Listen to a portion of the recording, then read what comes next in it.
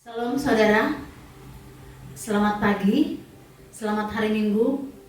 Kita mengucap syukur kepada Tuhan kalau kita sekarang bisa kembali beribadah, sekalipun lewat online, kita mengucap syukur kepada Tuhan. Kita percaya dimanapun kita berada, Tuhan Yesus memberkati kita semua. Sebelum kita memulai kebaktian, saya bacakan dulu firman Tuhan dari Mazmur 24 ayat 3 sampai 5. Siapakah yang boleh naik ke gunung Yehova? Siapakah yang boleh berdiri di tempatnya yang kudus? Orang yang bersih tangannya dan murni hatinya, yang tidak menyerahkan dirinya kepada penipuan dan yang tidak bersumpah palsu. Dialah yang akan menerima berkat dari Yehova dan keadilan dari Elohim yang menyelamatkan dia. Puji Tuhan, kita mau berdoa. Bapa yang baik, terima kasih. Kami mau ucap syukur Tuhan, karena Tuhan sudah memberkati kami. Tuhan Yesus yang baik, saat ini kami mau beribadah kepada Tuhan. Tuhan yang menolong, Tuhan yang memberkati kami semua, supaya boleh hati kami, pikiran kami hanya tertuju kepada Tuhan. Kami mau berdoa untuk setiap para pelayan Tuhan, baik juga hamba Tuhan yang melayani Engkau pada hari ini. Kami percaya Tuhan, Tuhan tidak akan meninggalkan mereka. Tuhan yang memberkati, Tuhan yang mengurapi, Tuhan memberikan hikmat, wibawa dan kuasa daripada Tuhan, supaya boleh mereka Tuhan memberikan yang terbaik dari diri mereka untuk menjadi berkat bagi hormat kemuliaan bagi nama Tuhan. Terima kasih Bapa yang baik. Kami serahkan ibadah kami pada pagi ini di dalam nama Bapa, Anak-Mu Yesus Kristus, di dalam persekutuan Roh Kudus. Kami memulai kebaktian kami. Haleluya.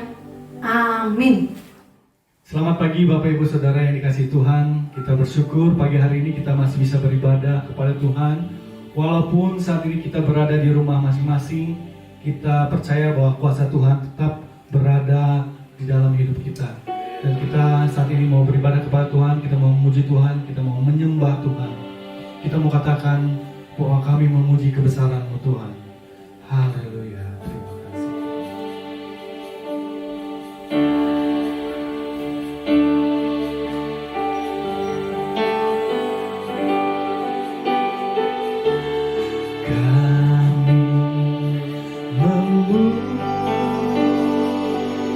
Memuji kebesaran-Mu,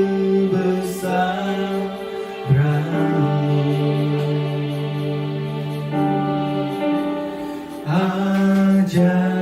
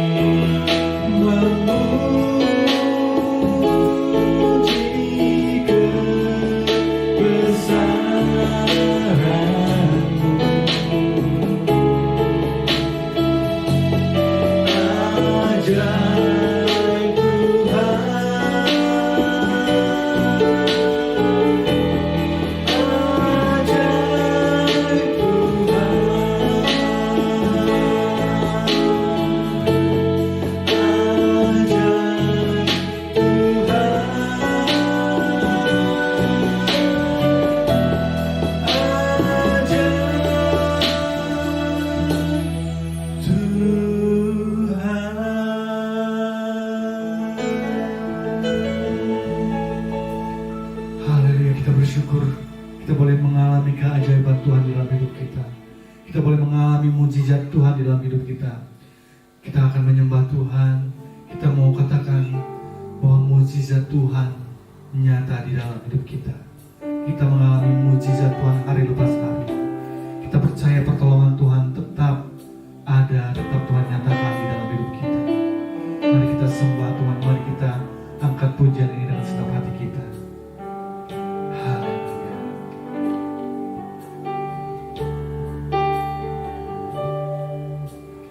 Tak terbatas kuasa-Mu Tuhan, semua dapat Kau lakukan. Apa yang kelihatan mustahil bagiku, itu sangat mungkin bagimu. Tak terbatas kuasa-Mu Tuhan, semua dapat Kau lakukan. Apa yang kelihatan mustahil bagiku, itu sangat mungkin bagimu. Di saat ku tak berdaya, kuasa-Mu yang sempurna. Ketika ku percaya mujizat itu nyata, bukan karena kekuatan, namun Roh-Mu ya Tuhan. Ketika ku berdoa, mujizat itu nyata.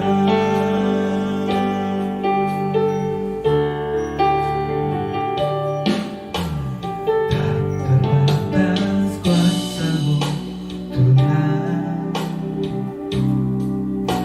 semua dapat Kau lakukan. Apa yang kelihatan mustahil bagiku, itu sangat mungkin bagimu. Di saat ku tak berdaya, kuasa-Mu yang sempurna. Ketika ku percaya mujizat itu nyata, bukan karena kekuatan, namun Roh-Mu ya Tuhan. Ketika ku berdoa, mujizat itu nyata. Di saat ku tak berdaya, kuasa-Mu yang sempurna. Ketika ku percaya mujizat itu nyata, bukan karena kekuatan, namun Roh-Mu ya Tuhan. Ketika ku berdoa, mujizat itu nyata. Ketika ku berdoa, mujizat itu nyata.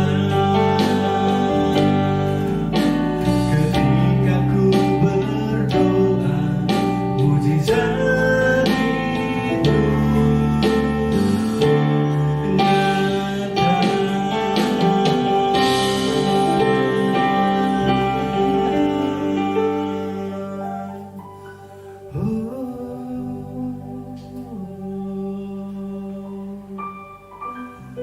Terima kasih Yesus,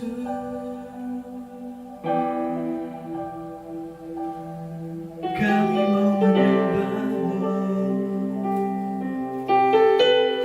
Haleluya.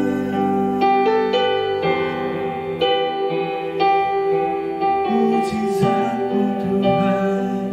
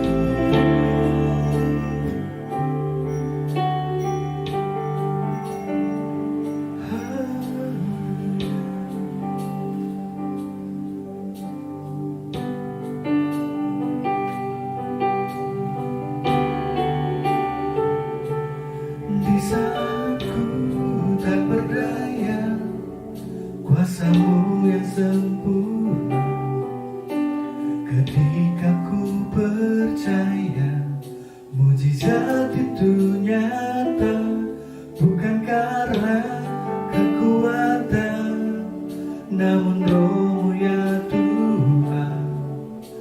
Ketika ku berdoa, mujizat itu nyata.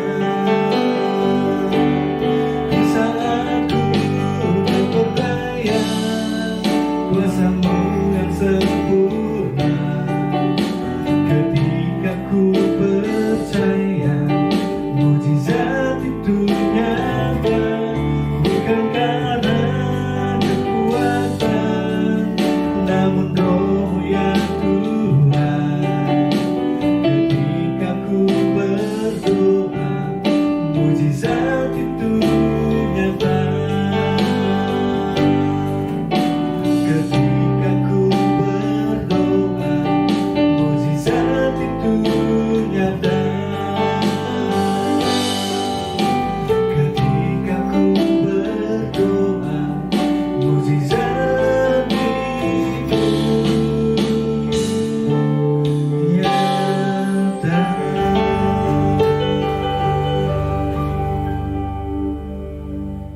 Baik Bapak Ibu Saudara, sekarang kita akan memuji Tuhan. Kita mau katakan terima sukacita surga.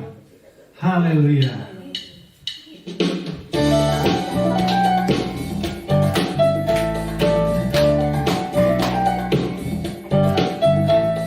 Terima sukacita surga, itulah kekuatan bagi jiwa. Dapat rasakan kasih-Nya di tengah badai yang bergelora. Terima sukacita surga, itulah kekuatan bagi jiwa. Dapat saksikan kuasa-Nya, taklukan badai yang bergelora.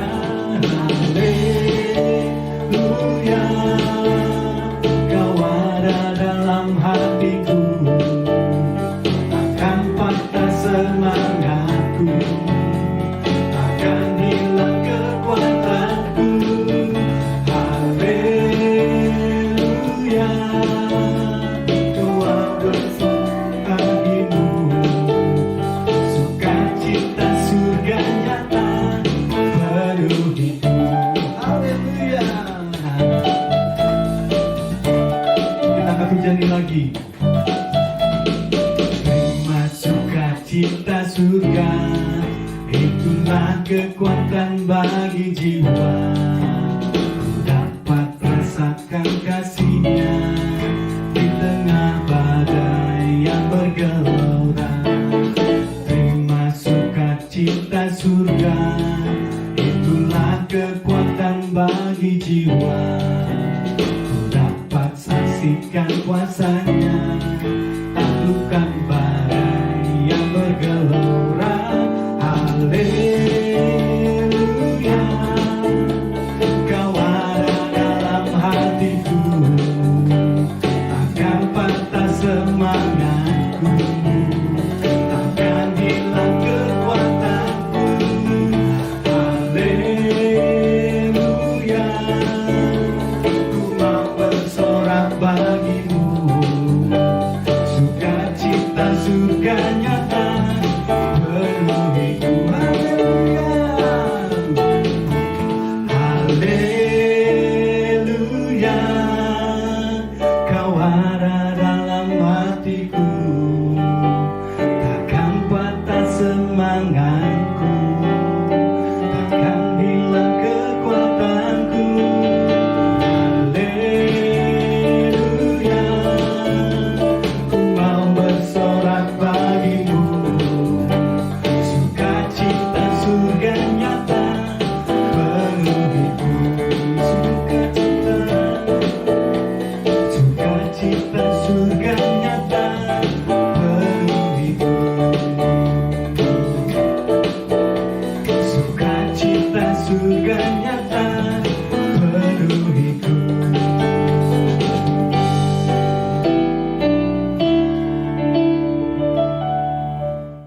Baik Bapak Ibu Saudara, sekarang mari kita siapkan hati kita untuk menyembah Tuhan. pujian bahwa semua hal yang terjadi dalam hidup kita itu baik adanya. Semua dalam rencana Tuhan. Kita angkat pujian ini, semua baik.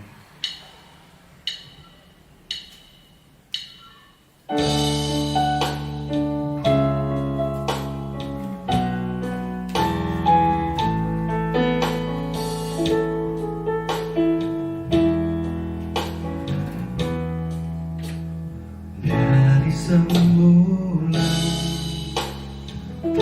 Kau tetapkan hidupku dalam tangan-Mu, dalam rencana-Mu Tuhan.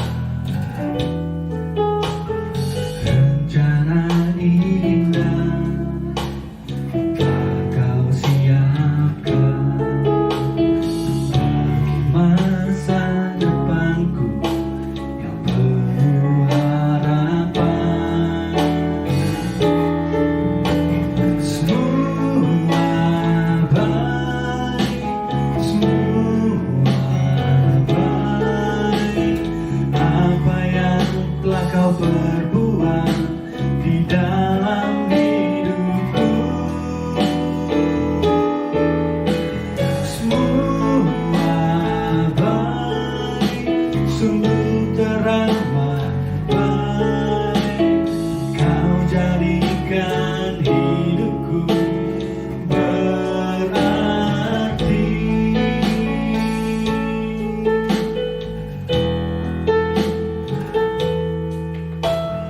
Dari semula telah Kau tetapkan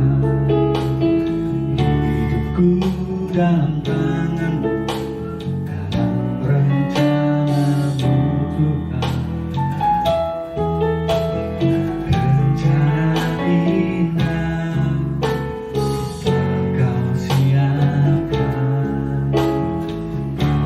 masa depanku yang penuh harapan.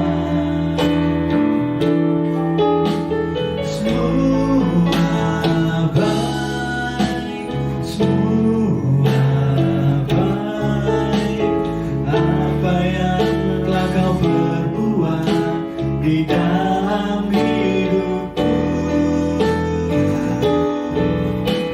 semua baik, sungguh teramat baik. Kau jadikan hidupku berarti. Semua baik, semua baik. Apa yang telah Kau perbuat di dalam hidupku, semua baik, sungguh teramat baik. Kau jadikan hidupku berarti. Kau jadikan hidupku berarti.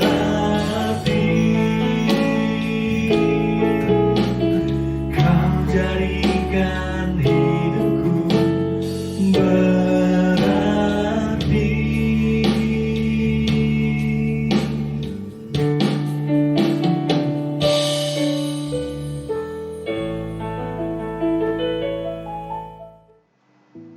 Salam. Sekarang hari Minggu tanggal 14 Juni 2020. Kita masih tetap beribadah secara online seperti minggu-minggu yang lalu. Ya, sebelum kita mendengarkan firman Tuhan, mari kita terlebih dahulu berdoa. Bapa di sorga, kami mohon Tuhan belas kasihan-Mu. Kami mohon Tuhan pimpinan-Mu Roh Kudus. Kami mohon Tuhan Engkau ambil alih Tuhan pemberitaan firman-Mu Tuhan pada pagi hari ini.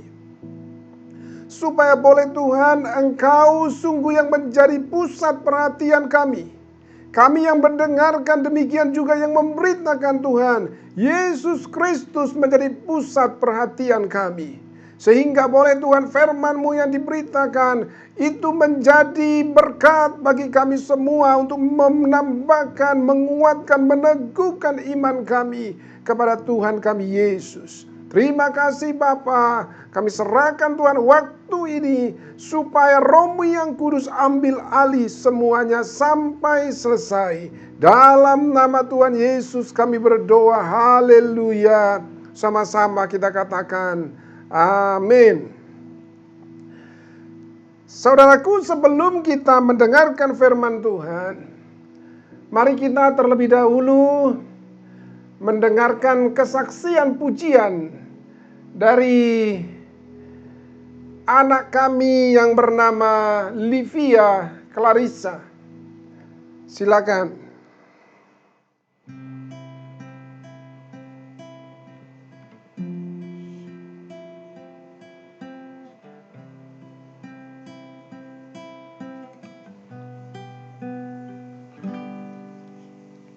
Bila kau izinkan sesuatu terjadi,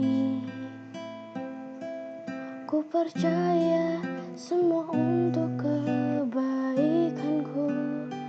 Bila nanti telah tiba waktumu, ku percaya kuasa-Mu memulihkan hidupku.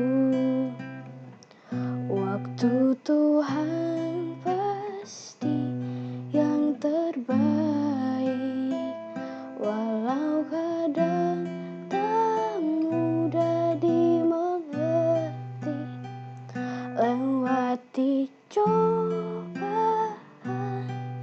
ku tetap percaya waktu Tuhan pasti yang terbaik. Bila kau izinkan sesuatu terjadi,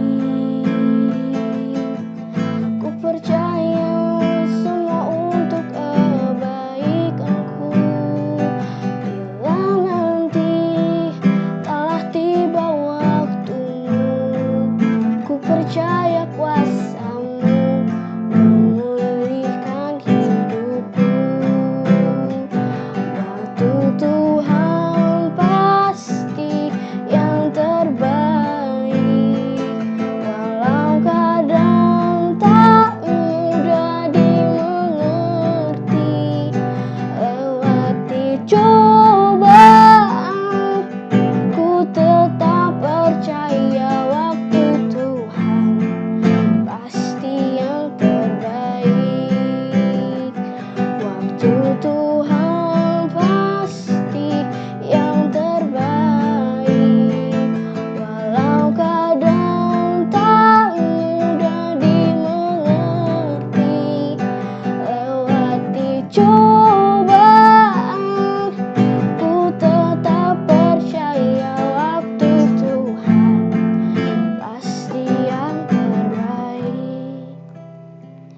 Lewati cobaan, ku tetap percaya waktu Tuhan pasti yang terbaik.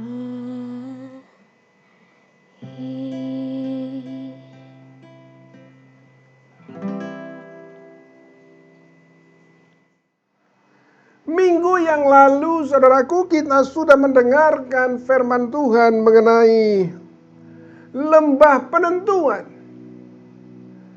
Bahwa kita tahu ada beberapa di dalam Alkitab yang pada saat berada di lembah penentuan salah dalam mengambil keputusan, saudaraku.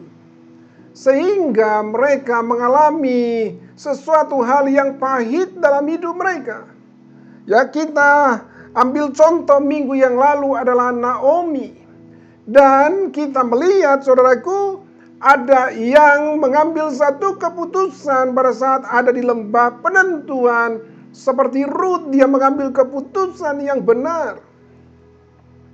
Sehingga apa yang dialami oleh Ruth, dia mengalami pemulihan yang luar biasa dari Tuhan. Dan namanya menjadi termasyhur di seluruh Israel. Bahkan sampai saat ini namanya termasyhur karena namanya tercatat di dalam Alkitab. Terjadi pemulihan dalam keluarga Naomi, saudaraku. Yang sebelumnya mereka mengalami sesuatu hal yang sangat berat dalam hidup mereka. Ketika mereka berada di tanah Moab, tapi Naomi merendahkan diri dengan sangat luar biasa.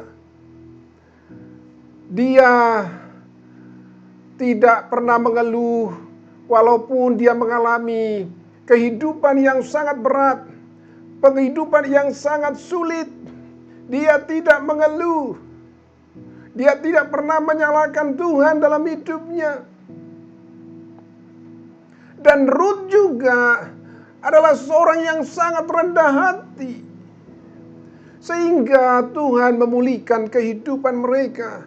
Terjadi, saudaraku, dalam kehidupan mereka revival. Ada kebangkitan rohani dalam hidup mereka.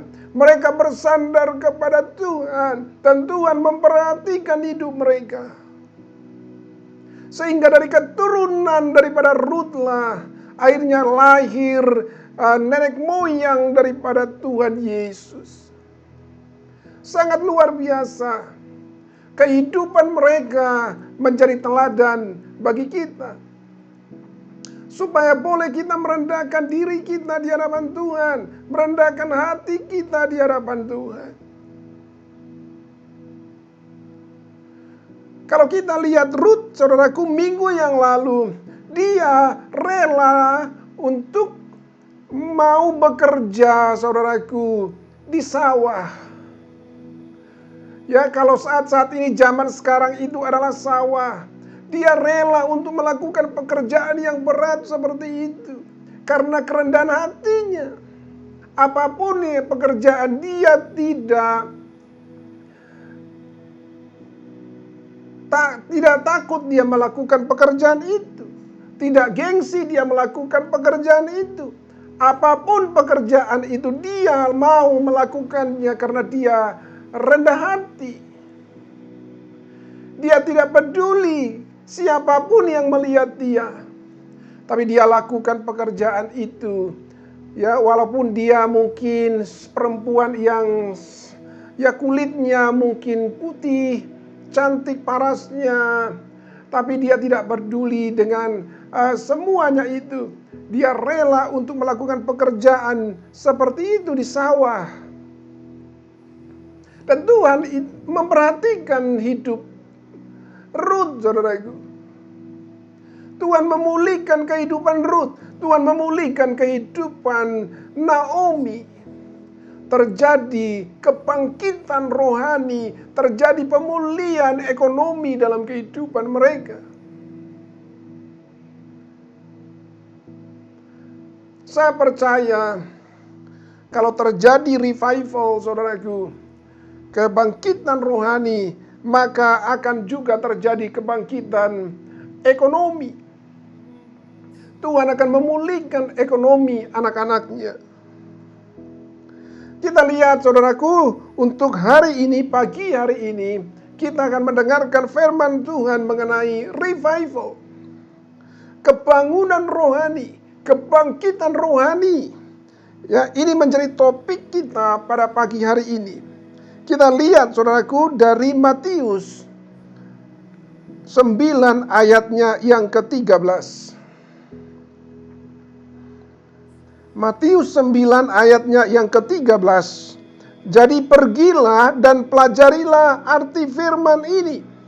Yang kukehendaki ialah belas kasihan dan bukan persembahan.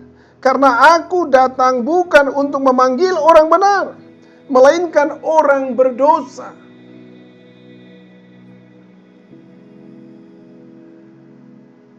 Biasanya, saudaraku, kalau kita lihat di dalam sejarah, terjadinya revival di satu negara, itu biasa dipelopori oleh anak-anak muda.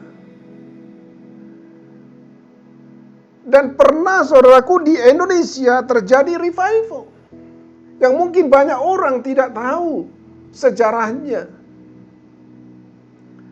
Tapi sesungguhnya pada tahun 1965, pada saat itu situasi politik di Indonesia sangat mencekam. Kondisi ekonomi Indonesia pada saat itu sangat sulit.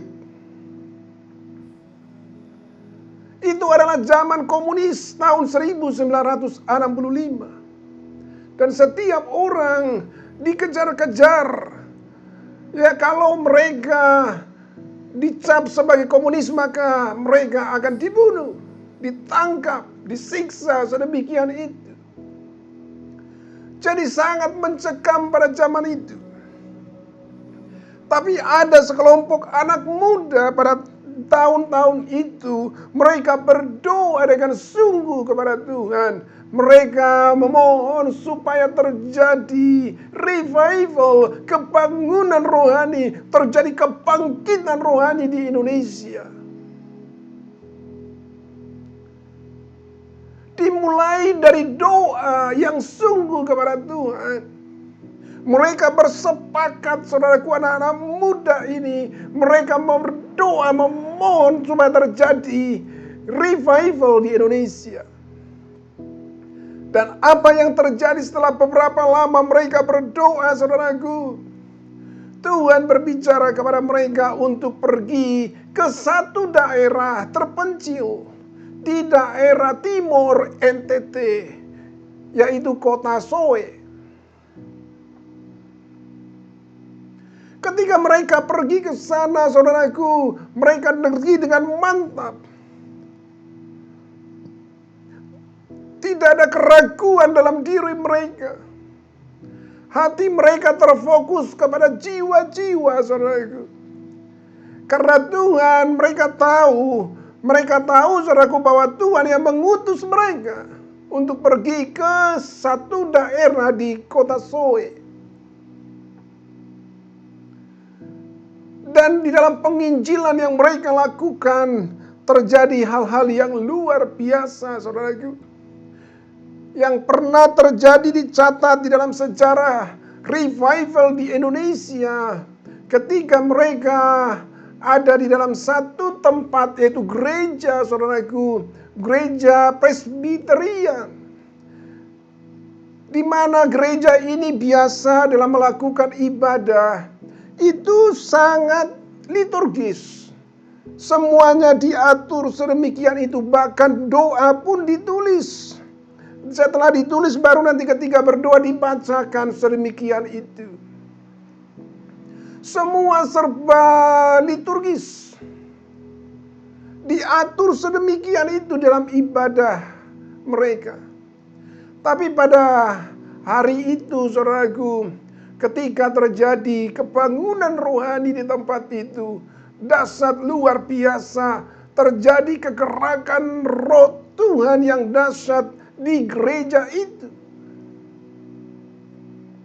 Yang belum pernah terjadi, yang belum pernah dialami oleh orang-orang di sana. Dan bahkan penginjil-penginjil ini, anak-anak muda ini, mereka juga tidak mengerti apa yang akan terjadi. Tapi roh Tuhan bekerja dengan dahsyat di gereja itu. Orang yang hadir di sana banyak yang bertobat. Ketika mereka, saudaraku, menyembah Tuhan, mereka di sana melakukan kegerakan rohani, kebangunan rohani. Lawatan Tuhan nyata di gereja itu. Ada api yang nampak kepada orang-orang yang melihat, saudaraku, dari luar. Karena di atas gereja itu ada api menyala. Dan semua orang bisa menyaksikan ada api di atas gereja itu. Dan ketika Ketika orang melihat ada api, mereka menyangka bahwa gereja itu kebakaran, saudaraku. Dan polisi juga datang, semua panik. Mereka membunyikan alarm tanda bahwa ada kebakaran. Dan banyak orang bergerombol datang ke gereja itu untuk melihat dan membantu supaya api itu padam, saudaraku. Dan apa yang terjadi? Gereja itu tidak terbakar sedikit pun. Semua heran melihat apa yang terjadi. Mereka tidak tahu bahwa itu adalah Roh Kudus sedang melanda mereka. Roh Kudus sedang bekerja di antara mereka. Dan tiba-tiba, saudaraku, ada banyak orang yang berbahasa di mana mereka tidak mengerti bahasanya. Sebelumnya mereka tidak pernah belajar bahasa Prancis. Tiba-tiba ada yang berkata-kata dalam bahasa itu. Ada orang yang tidak pernah belajar bahasa Jerman, tiba-tiba berbahasa Jerman. Yang tidak mengerti, yang tidak pernah belajar bahasa Inggris, berkata-kata dalam bahasa Inggris. Yang tidak pernah belajar bahasa Ibrani, saudaraku, tiba-tiba berbahasa Ibrani. Terjadi begitu riuh luar biasa, seperti angin ribut terjadi di dalam gereja itu. Sepertinya tidak bisa dikontrol, tidak bisa dikendalikan, saudaraku, karena Roh Tuhan sedang bekerja di tengah-tengah mereka. Terjadi revival, terjadi kegerakan yang luar biasa, pembangunan rohani, kebangkitan rohani, saudaraku. Dan orang yang datang ke gereja itu karena mereka tadi menyaksikan ada api yang menyala di gereja itu dan mereka ingin memadamkan. Mereka datang berbondong-bondong ke gereja itu dan akhirnya pun mereka bertobat, saudaraku. Dan banyak di antara mereka yang akhirnya menyerahkan jimat-jimat mereka untuk dibakar. Mereka menyerahkan diri mereka kepada Tuhan Yesus. Mereka lahir baru, saudaraku. Mereka menjadi anak-anak Tuhan yang tangguh, yang sungguh-sungguh mengasihi Tuhan. Revival terjadi di Indonesia pada tahun 1965. Di saat-saat terjadi kesulitan yang besar dialami oleh bangsa kita, bangsa Indonesia. Dan memang biasa seperti itu. Ya, ketika ada kesulitan yang besar, biasanya akan diikuti oleh revival. Terjadi kegerakan rohani. Saya percaya akhir-akhir ini kita sedang mengalami, saudaraku, kegerakan rohani. Ada kesulitan yang luar biasa yang dialami oleh rakyat Indonesia. Seluruh dunia mengalaminya. Saya percaya kalau kita berdoa supaya terjadi revival, kegerakan rohani terjadi di Indonesia, itu pasti terjadi. Asal kita berdoa dengan sungguh kepada Tuhan.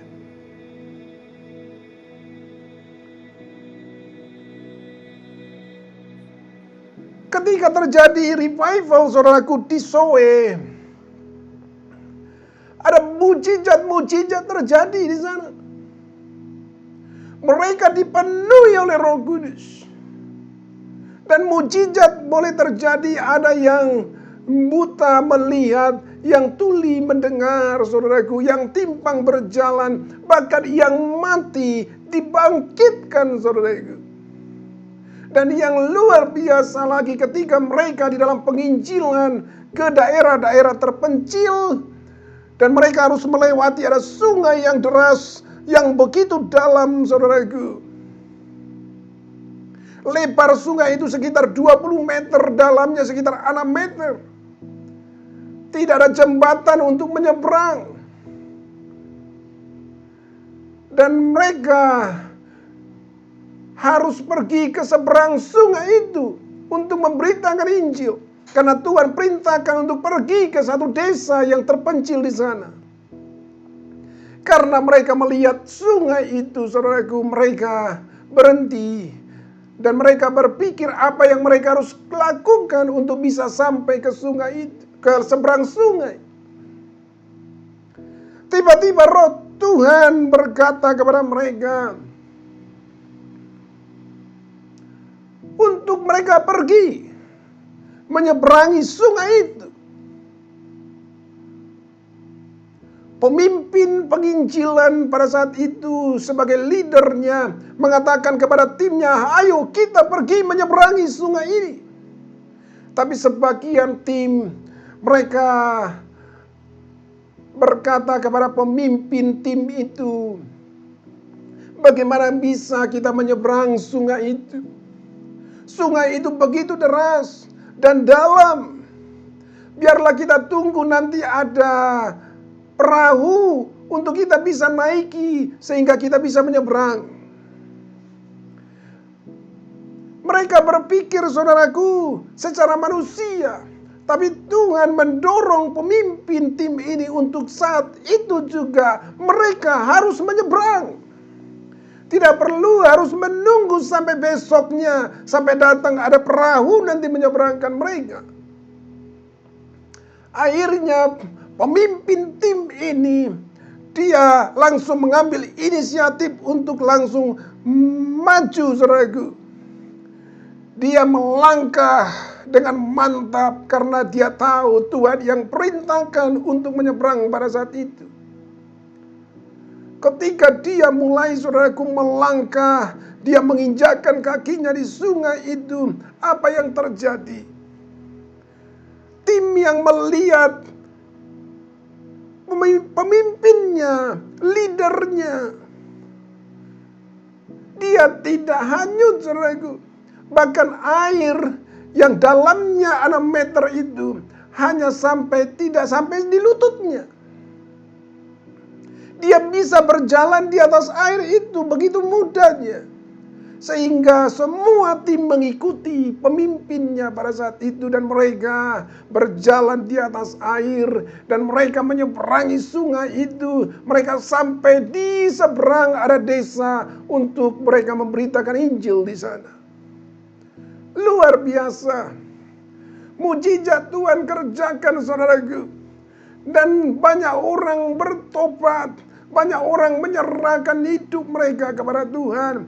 Karena revival terjadi, saudaraku. Api Tuhan turun, saudaraku, di kota Soe. Dan pada suatu ketika juga di sana mujizat Tuhan kerjakan. Ketika mereka dalam proses perjamuan kudus. Karena di sana ada banyak tuak dan orang sering minum tuak, saudaraku, dan mereka sampai tidak sadarkan diri kadang-kadang ketika mereka minum itu. Ketika dalam perjamuan kudus mereka berpikir apakah mereka menggunakan anggur karena anggur di sana tidak ada. Apakah mereka menggunakan tuak? Rasanya tidak mungkin. Akhirnya mereka memutuskan untuk menggunakan air, saudaraku. Dan luar biasa, air yang mereka gunakan untuk perjamuan kudus pada hari itu berubah, saudaraku, menjadi anggur. Itu luar biasa. Tuhan kerjakan sesuatu hal yang dahsyat yang tidak masuk akal. Tapi Tuhan bisa bekerja dengan hebatnya, dengan luar biasa. Kegerakan rohani, saudaraku, dimulai dari doa. Orang yang berdoa, saudaraku, yang sungguh-sungguh hatinya tertuju kepada Tuhan, memohon belas kasihan Tuhan untuk jiwa-jiwa yang berdosa.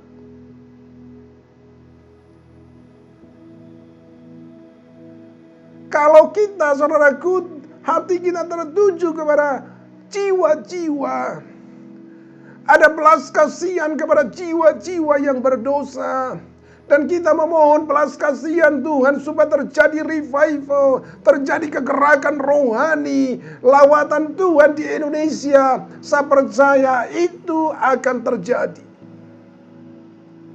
Dan saat-saat ini gereja kita GKKD seluruh Indonesia sedang bergerak, saudaraku, di dalam doa bersatu untuk memohon belas kasihan Tuhan supaya terjadi revival di Indonesia. Setelah kesulitan yang begitu hebat sekarang kita rasakan, kita berdoa memohon kepada Tuhan supaya terjadi, saudaraku, revival di Indonesia. Saya percaya kalau hati kita sungguh-sungguh tertuju kepada Tuhan, berbelas kasihan kepada jiwa-jiwa yang berdosa, maka revival pasti akan terjadi di Indonesia. Pasti akan terjadi. Itu sebabnya, saudaraku, di dalam Matius dikatakan bahwa kunci daripada revival itu adalah belas kasihan. Tuhan katakan yang kukehendaki adalah belas kasihan, bukan persembahan. Belas kasihan kepada siapa? Kepada jiwa-jiwa yang berdosa, kepada orang-orang yang berdosa. Kalau kita melayani Tuhan tidak ada belas kasihan kepada jiwa-jiwa yang berdosa, saya katakan, saudaraku, bahwa engkau sedang melayani dirimu sendiri. Engkau sedang melayani gerejamu sendiri. Engkau sedang melayani organisasimu sendiri. Engkau sedang melayani badan penginjilanmu sendiri. Engkau tidak melayani Tuhan. Karena Tuhan mau ketika kita melayani Tuhan, ada belas kasihan kepada jiwa-jiwa. Kalau engkau melayani Tuhan tapi hatimu dingin kepada jiwa-jiwa, engkau tidak memperhatikan jiwa-jiwa, tidak ada belas kasihan di dalam dirimu kepada jiwa-jiwa yang berdosa, maka engkau bukan pelayan Tuhan, saudaraku. Saya katakan engkau bukan pelayan Tuhan. Engkau pelayan dirimu sendiri. Engkau sedang melayani dirimu sendiri. Engkau sedang mencari ketenaran untuk dirimu sendiri. Tapi kalau engkau melayani Tuhan, ada belas kasihan yang besar terhadap jiwa-jiwa yang berdosa, maka Tuhan akan bekerja dengan dahsyat. Tuhan akan bekerja dengan luar biasa, saudaraku. Bukankah itu yang terjadi kepada Tuhan Yesus ketika dia di muka bumi, dia dipakai oleh Bapa di sorga dengan dahsyat luar biasa. Masih muda, saudaraku, sekitar 30 tahun. Kegerakan rohani terjadi, saudaraku, di muka bumi. Dia tidak pernah mencari ketenaran. Dia tidak pernah mencari nama. Dia tidak pernah mencari supaya diagungkan, ditinggikan. Tidak pernah, saudaraku. Bahkan dia katakan, aku datang untuk melayani, bukan untuk dilayani. Dia benar-benar menjadi seorang hamba. Dia rela, saudaraku, untuk mengambil rupa seorang manusia dan menjadi hamba, dikatakan. Dan dia rela untuk mati di kayu salib. Karena dia punya belas kasihan kepada jiwa-jiwa yang berdosa. Ada banyak orang, saudaraku, saat-saat ini, hari-hari ini, di mana orang melayani Tuhan supaya mereka menjadi terkenal. Supaya mereka dipuja orang. Dipuji orang pelayanannya. Tapi Yesus tidak pernah memandang seperti itu. Fokus daripada perhatian Yesus adalah jiwa-jiwa yang terhilang. Dia punya belas kasihan yang begitu besar kepada jiwa-jiwa yang berdosa. Dan Tuhan mau hati itu ada di dalam diri kita sebagai hambanya. Saya percaya kalau kita punya hati seperti itu, maka melalui hidup kita akan terjadi kegerakan luar biasa. Akan terjadi revival. Kalau diri kita dilawat oleh Tuhan terjadi revival, maka itu akan termanifestasi kepada orang-orang di sekitar kita. Coba kita lihat saudaraku teladan contoh daripada Tuhan Yesus ketika dia ada di muka bumi, ketika dia melayani Bapanya. Dari Yohanes 4 ayatnya yang ke-34. Di situ dikatakan, kata Yesus kepada mereka, makananku ialah melakukan kehendak Dia yang mengutus aku dan menyelesaikan pekerjaannya. Ayat 35, bukankah kamu mengatakan 4 bulan lagi tibalah musim menuai? Tetapi aku berkata kepadamu, lihatlah sekelilingmu dan pandanglah ladang-ladang yang sudah menguning dan matang untuk dituai. Saudaraku, kalau kita lihat di sini bagaimana Yesus memberikan teladan di dalam pelayanannya. Fokus daripada pelayanannya adalah melakukan kehendak Bapa di surga. Dan bukan hanya melakukannya, tapi menyelesaikannya sampai tuntas. Karena banyak orang saudaraku yang melayani Tuhan, dia melayani tapi tidak sampai selesai, tidak sampai tuntas.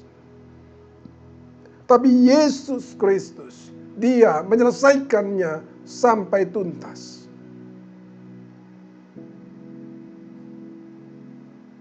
Itu adalah kehendak daripada Tuhan, kehendak daripada Bapa di surga untuk kita menyelesaikan saudaraku pekerjaannya.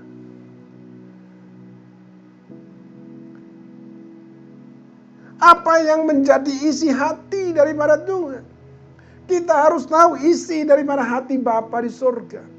Ya inilah isi hatinya saudaraku. Ayatnya yang ke-35 ini. Dikatakan saudaraku, lihatlah sekelilingmu dan pandanglah ladang-ladang sudah siap untuk dituai. Sudah matang untuk dituai. Inilah isi hati Bapa di surga, saudaraku. Untuk kita menuai jiwa-jiwa yang terhilang itu, merebut mereka kembali. Yang selama ini direbut oleh si jahat, oleh iblis. Tuhan mau saudaraku, supaya kita merebut mereka kembali dari tangan iblis, dari tangan si jahat saudaraku. Tuhan mau kita kerjakan ini. Karena inilah hati Bapa di sorga. Itu jiwa-jiwa yang terhilang, yang berdosa. Karena Tuhan sangat mengasihi umat manusia, Dia tidak mau saudaraku mereka masuk ke dalam neraka. Tuhan mau supaya mereka diselamatkan. Dan ini adalah tugas kita saudaraku. Dan kita tidak bisa melakukannya sendiri. Kita butuh pertolongan daripada Roh Kudus. Kita butuh pertolongan daripada Roh Kudus, saudaraku. Roh Kudus akan menuntun kita di dalam pelayanan itu. Sehingga boleh nanti terjadi revival. Terjadi kebangunan rohani. Terjadi kebangkitan rohani di Indonesia. Kita sama-sama semua GKKD seluruh Indonesia bersepakat, saudaraku, untuk boleh berdoa memohon belas kasihan Tuhan untuk jiwa-jiwa yang terhilang di Indonesia. Untuk jiwa-jiwa yang berdosa, yang saat-saat ini mereka diambang neraka, saudaraku. Kita berdoa supaya terjadi revival. terjadi pertobatan yang begitu dahsyat, yang begitu besar di Indonesia. Tapi saya mau katakan kepada saudara bahwa revival itu harus diikuti dengan movement. Harus ada movement, harus ada kegerakan saudaraku terjadi. Kalau hanya revival saja, tidak ada kegerakan, maka akan terjadi nanti stagnan saudaraku.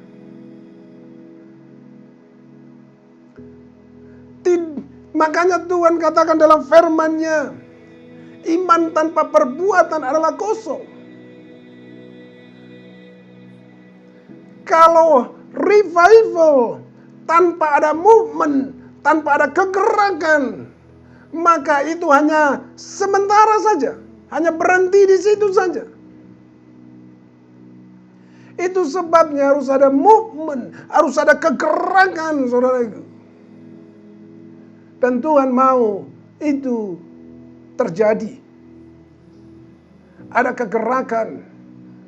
Kegerakan itu artinya berarti pergi dari satu tempat ke tempat yang lain. Ada movement, ada pergerakan dari satu tempat ke tempat yang lain. Dan itulah yang namanya penginjilan, saudaraku. Dan setelah terjadi revival itu ada banyak orang yang bertobat pada saat itu di Soe, dan mereka akhirnya menyerahkan diri mereka kepada Tuhan. Dan banyak di sana terjadi tim penginjilan, mereka menyerahkan diri kepada Tuhan untuk menjadi tim penginjilan. Dan luar biasa saudaraku, ada banyak jiwa-jiwa yang dimenangkan di daerah sana. Dan bukan hanya di Soe saudaraku, kegerakan terjadi pada saat itu, dan itu terimpartasi ke daerah-daerah lain. Termasuk ke daerah Jawa Timur saudaraku. Terjadi kegerakan yang luar biasa. Dan ada di sana di Jawa Timur pada saat itu, yang anak yang meninggal, anak perempuan yang meninggal, mereka berdoa dan terjadi mujizat Tuhan. Anak perempuan itu dibangkitkan kembali dan hidup kembali. Sehingga banyak orang berbondong-bondong datang kepada Tuhan. Dan pada saat-saat itu, tahun 1965 saudaraku, kita tahu itu adalah gerakan G30 SPKI pada saat tanggal 30 September. Dan banyak orang ketakutan karena mereka dicap sebagai seorang komunis.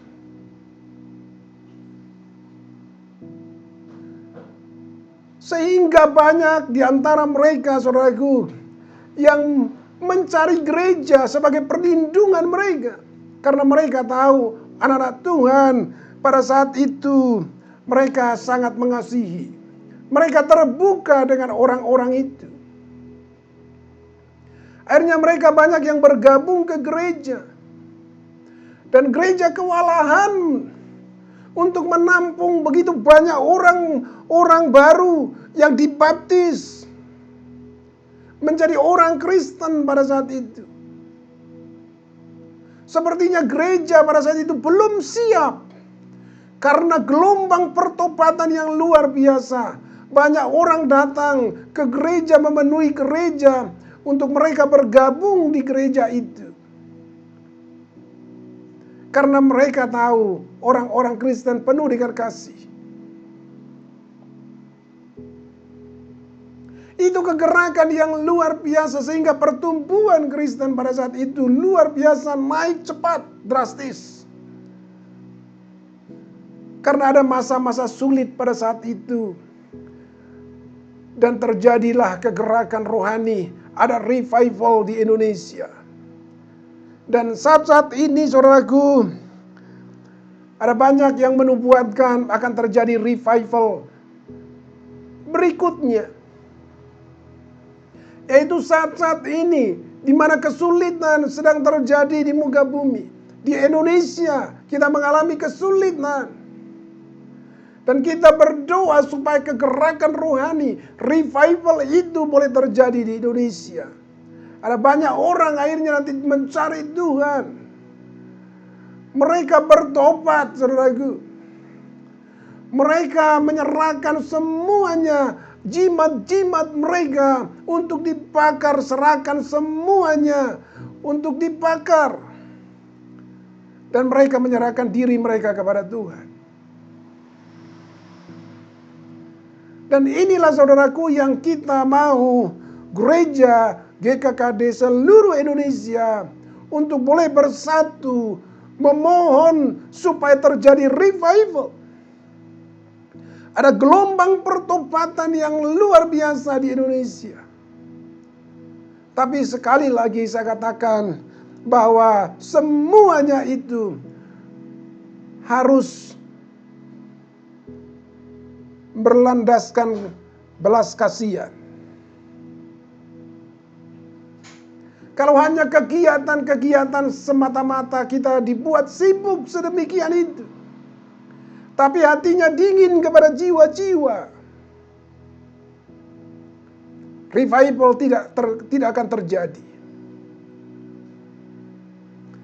Tapi kalau hati kita berkobar-kobar, hati kita bergelora, saudaraku, untuk boleh merebut jiwa-jiwa yang terhilang itu. Karena itulah yang menjadi isi hati Bapa di surga. Itu untuk merebut mereka kembali. Sehingga mereka datang kepada Tuhan. Mereka bertobat, saudaraku, datang kepada Tuhan Yesus. Mereka lahir baru. Mereka menerima Yesus Kristus sebagai Tuhan dan Juru Selamat mereka. Kalau kita menginginkan terjadi revival, maka kita harus berdoa dengan sungguh-sungguh. Dengan hati kita terfokus kepada jiwa-jiwa yang terhilang itu. Penuh dengan belas kasihan kepada mereka. Saya percaya maka revival akan terjadi. Tuhan akan memakai gerejanya. Tidak ada yang mustahil, saudaraku. Gereja Kristen Kemah Daud Ciboko. Anak-anak muda, Tuhan bisa pakai engkau dengan dahsyat. Asal hatimu terfokus kepada jiwa-jiwa yang terhilang. Bukan supaya engkau dipuji-puji orang. Bukan supaya namamu termasyhur. Tapi supaya jiwa-jiwa itu dibawa kembali kepada Tuhan. Maka Tuhan bisa memakai anak-anak muda sebagai pelopor kegerakan rohani di masa-masa sekarang ini. Saya berdoa anak-anak muda Gereja Kristen Kemah Daud Cibogo, supaya engkau bisa dipakai oleh Tuhan sebagai pelopor terjadinya revival di Indonesia. Engkau bisa menjadi teladan. Karena kalau kita lihat kesaksian terjadinya revival, saudaraku, di Soe itu ada anak-anak muda yang belasan tahun.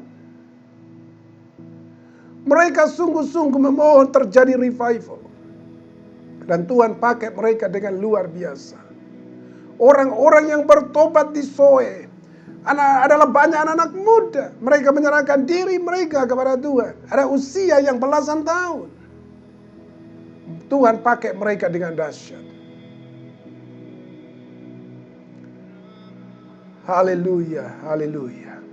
Mari saudaraku, kita siapkan diri kita untuk hari-hari penuaian. Karena Tuhan katakan tidak perlu menunggu sampai 4 bulan lagi.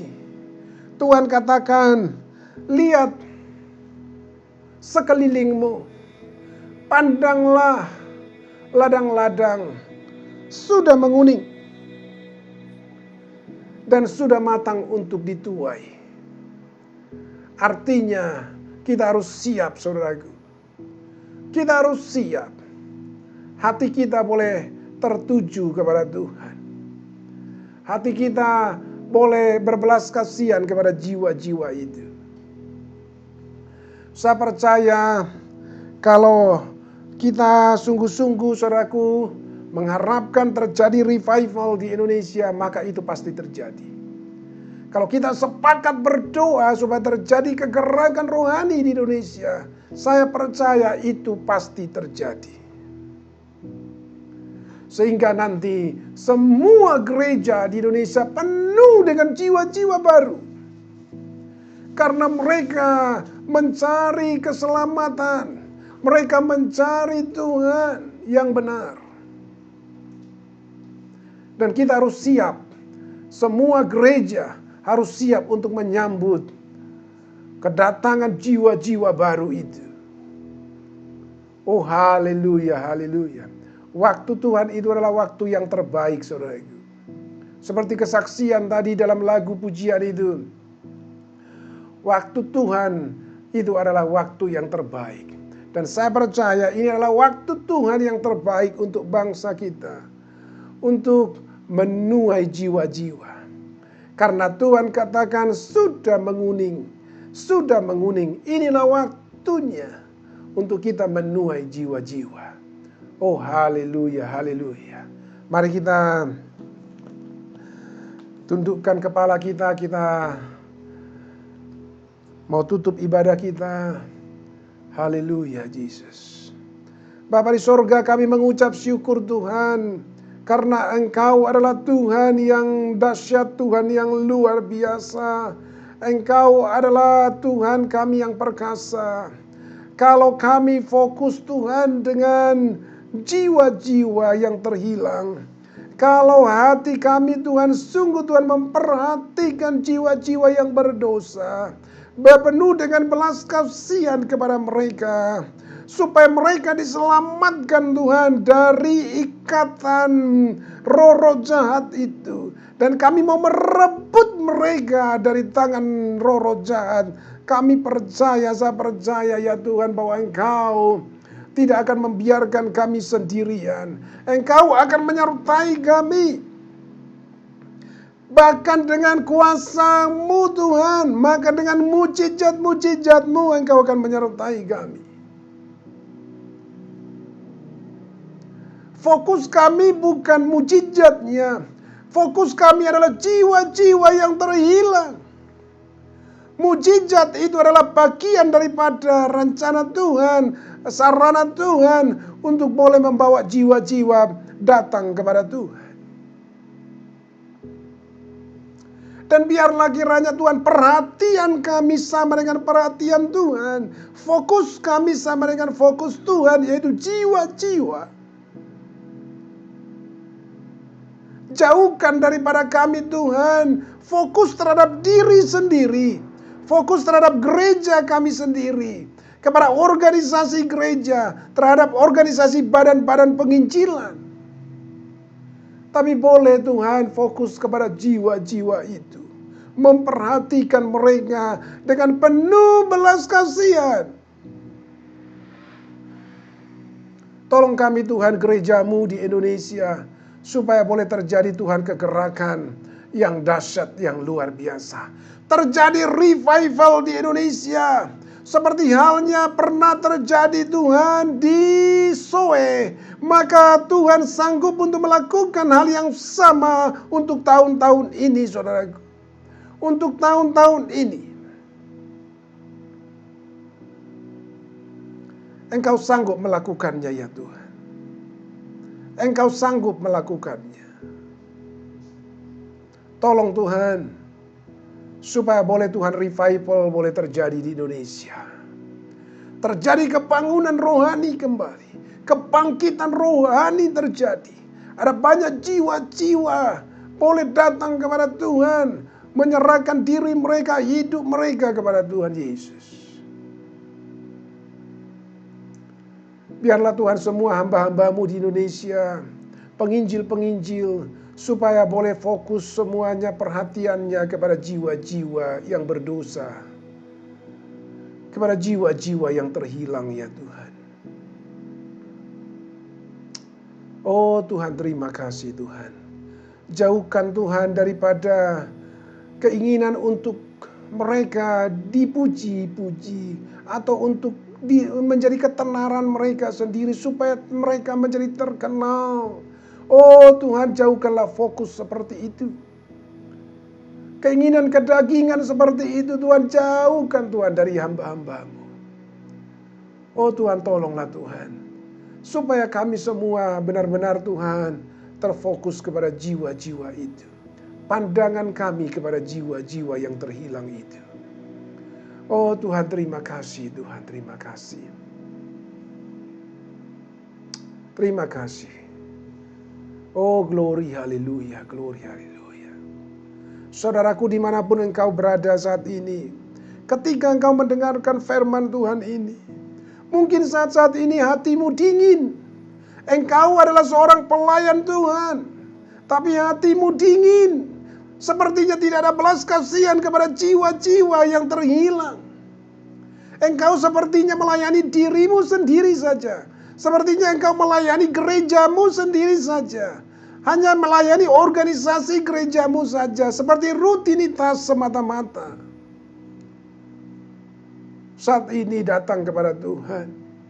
Mohonkan belas kasihan Tuhan, supaya boleh engkau dipulihkan kembali.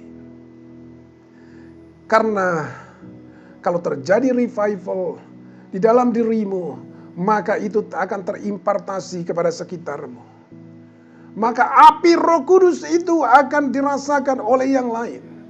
Akan terjadi kebangunan rohani di sekitarmu. Karena api Roh Kudus melawat engkau, melanda engkau. Oh haleluya Yesus. Dimanapun engkau berada, kalau saat-saat ini engkau merasakan hatimu dingin kepada Tuhan, sepertinya tidak ada kehangatan lagi kepada Tuhan. Saat ini angkat tanganmu dimanapun engkau berada. Arahkan hatimu kepada Tuhan. Pandang kepada Tuhan Yesus. Oh haleluya. Katakan kepada Tuhan, Tuhan Yesus, ini aku.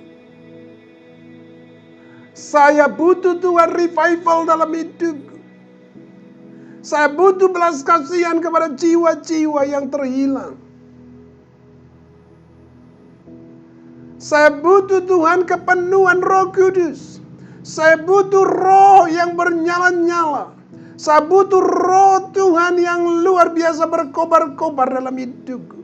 Saya butuh api Tuhan yang membakar hatiku untuk boleh melayani Tuhan dengan penuh gairah daripada Roh Kudus. Oh Tuhan, terima kasih Tuhan, terima kasih.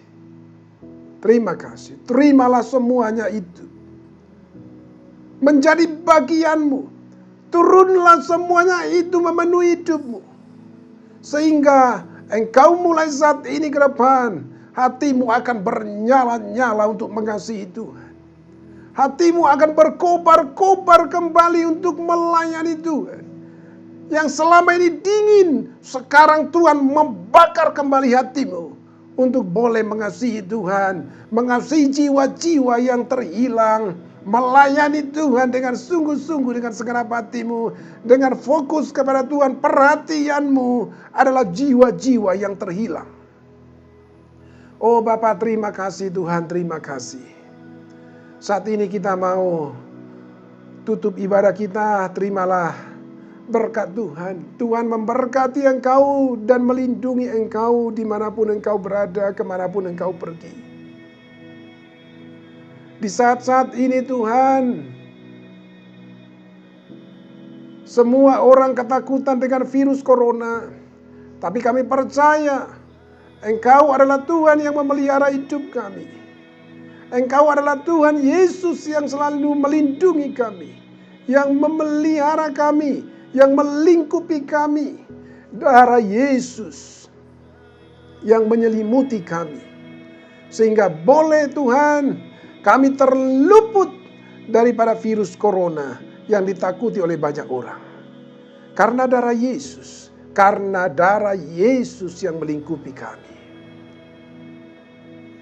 Biarlah sinar kemuliaan Tuhan melingkupi hatimu. Bahkan wajah-Mu pun boleh bersinar-sinar penuh dengan kemuliaan Tuhan. Karena ada sukacita yang terpancar dari hati-Mu. Tuhan menghadapkan wajahnya kepadamu dan memberikan kepadamu damai sejahtera yang berlimpah-limpah. Terima kasih Bapa, terpujilah nama-Mu Tuhan, semua berkat-Mu Tuhan, kami terima menjadi bagian kami. Dalam nama Tuhan Yesus Kristus, mari kita orang yang percaya sama-sama mengatakan amin. Haleluya. Ibadah kita sudah selesai. Selamat hari Minggu. Tuhan memberkati. Selamat berjumpa kembali nanti di minggu yang akan datang. Ya, haleluya.